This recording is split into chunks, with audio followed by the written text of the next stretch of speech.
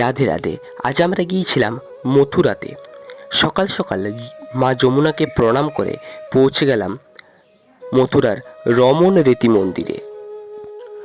চলুন আপনাদের বলে দিই এই রমন রীতি মন্দিরের বিশেষত্ব কী।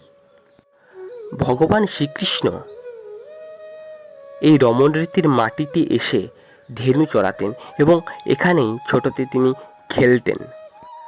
আর একটা বিশেষত্ব আছে, হয়তো এটা অনেকে দেয় না। এই রমন রীতি মন্দিরটা দেখছেন, এই মন্দিরে এখনও পর্যন্ত প্রতিদিন প্রতিটা সন্ধ্যাতে একটা হাতি আসে এবং এখানে এসে আরতি করেন ভগবানের। যাই হোক, এখন আমরা রমন রীতি মন্দিরে ঢুকেই ভগবানের দর্শন করে নিলাম এবং দর্শনের পরেই দেখছি কিছু ভক্ত মায়েরা বাবারা ভগবানের নামে গানে নৃত্য করছেন। দেখে খুবই ভালো লাগলো। আহা, ভগবানের কি মায়া সত্যি। যাই হোক, এরপর আমরা চলে গেলাম সেই স্থান। দেখুন এখানে এত ভিড়, এখানের মাটিটাই শুধু রেখেছে যেখানে মানুষরা এসে স্পর্শ করতে পারবে। ভগবান এখানে খেলে গেছেন। কত মানুষের সমাগম দেখুন এখানে।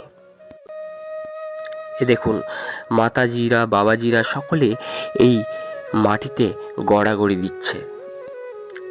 দেবেই না কেন, স্বয়ং ভগবান শ্রীকৃষ্ণ যে এই মাটিতে খেলে গেছেন। আমাদের রমন রীতি মন্দির পরিক্রমা করার পরেই বাইরে এসে দেখি আরে এত হরিণ এখানে। রমন রীতি মন্দিরের ঠিক অপোজিটেই একটা জায়গার মধ্যে অনেক হরিণ এবং এমু পাখি রাজহাঁস এগুলো রয়েছে দেখছি। তো সকলে দেখছি এই হরিণগুলো সেবা করাচ্ছে, তাই আমি পিসি এবং ভাই তিনজনাই আমরাও সেবা করে নিলাম একটু করে।